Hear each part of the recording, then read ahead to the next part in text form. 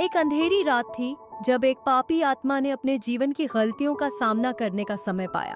उसका नाम था राघव। उसने अपने जीवन में हमेशा स्वार्थ और लालच के मार्ग पर चलने का निर्णय लिया था।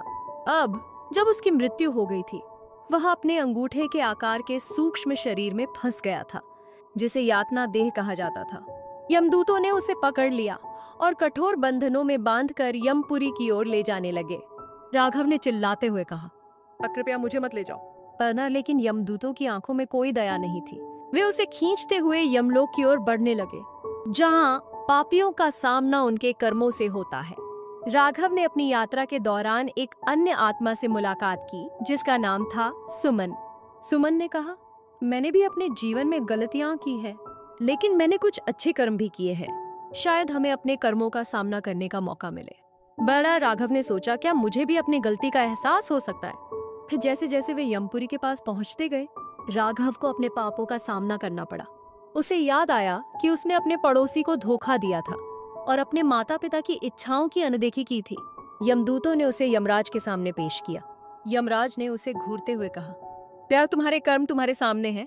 तुमने दूसरों को पीड़ा दी है, अब तुम्हें इसका फल भोगना होगा। प्यार राघव ने गिड़गिड़ाते हुए कहा, बुआ कृपया मुझे एक और मौका दें, मैं अपने पापों का प्रायश्चित करना चाहता हूँ। मार यमराज ने उसे एक कठिनाई दी, यदि तुम सच में अपने कर्मों का प्रायश्चित करना चाहते हो तो तुम्हें अपनी आत्मा को शुद्ध करना होगा। तुम्हें उन लोगों की मदद करनी होगी जिन्हें तुमने जीवन में नुकसान पहुंचाया था। पहले राघव ने अपनी यात्रा को एक नए दृष्टिकोण से देखा। उसने सुमन के साथ मिलकर उन आत्माओं की मदद करने का निर्णय लिया जिन्हें उन्होंने जीवन में नुकसान पहुंचाया था। जैसे जैसे वे अपने पापों का प्रायश्चित करने लगे, राघव ने महसूस किया कि सच्चा सुधार केवल दूसरों की भलाई में है। यमपुरी में उनके प्रयासों के कारण यमराज ने उन्हें एक और मौका दिया।